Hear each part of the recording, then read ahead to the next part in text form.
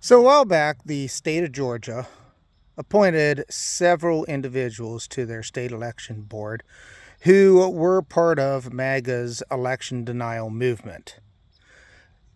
The entire purpose of this was, of course, to create the majority necessary in order to sow doubt about the 2024 elections in Georgia. A couple months ago, that Georgia State Elections Board passed a set of rules that were designed in order to provide greater security for the upcoming election. One particular controversial rule that was involved was a requirement for each precinct to hand count the number of ballots that they had prior to tabulating them in any voting machines. In other words, just counting the number of ballots, 1, 2, 3, through however many thousands of ballots that they had within that precinct. This was supposedly to make sure each person within that precinct, each of the people working in that precinct, got the same number. And then they would tabulate things and make sure that the machine counted the same number, etc. I don't have any problem with them wanting to go back and do this as a check after the fact in order to make sure that they did indeed have a proper accounting, do a quality control check on these. The problem is, if you do the count first, you count the number of ballots first, that takes up a significant amount of time.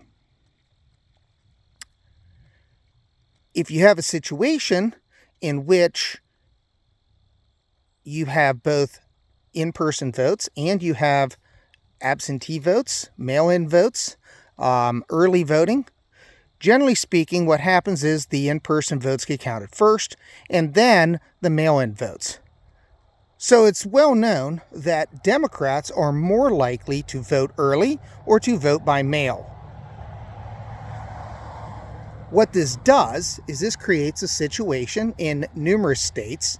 It was particularly noticed in both Pennsylvania and Michigan in the last election, where you get what is called a red mirage, where the election day votes are counted first, which have a higher percentage of Republican voters, and then after that, the early voting, the mail-in voting are counted, which have a higher proportion of Democrats. So early in the evening on election day, the Republicans look like they're winning, when later in the night, when they start counting the mail-in votes, the absentee votes, the early votes, then the Democrats have a higher proportion of those, and they overtook Donald Trump.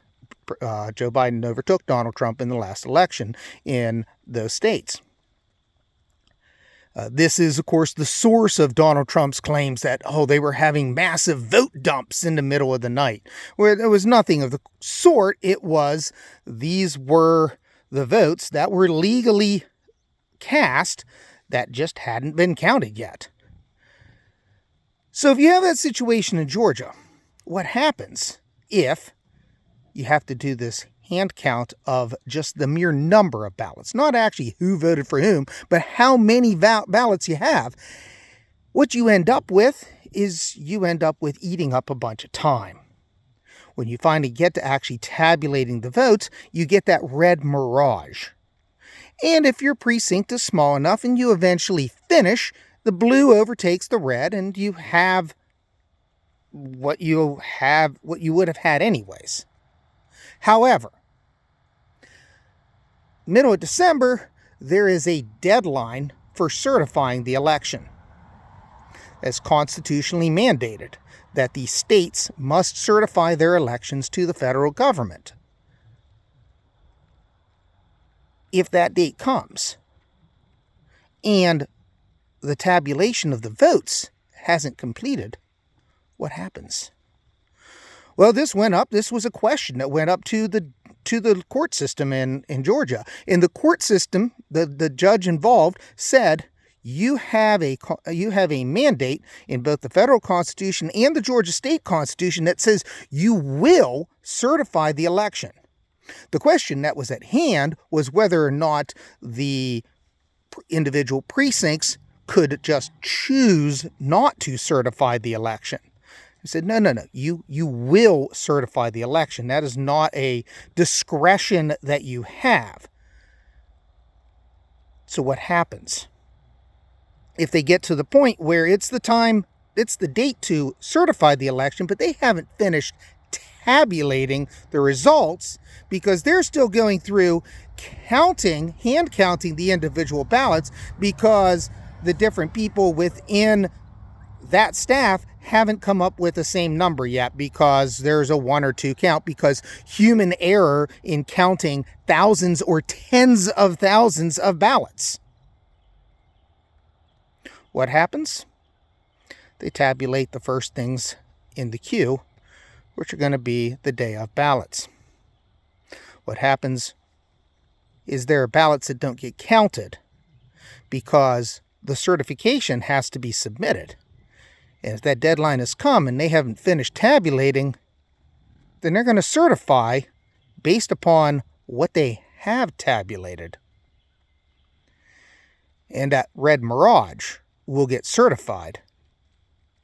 Donald Trump in 2020 said in Arizona, just stop the counting. Just stop. I'm ahead. Stop the counting. And this time, he would get his way.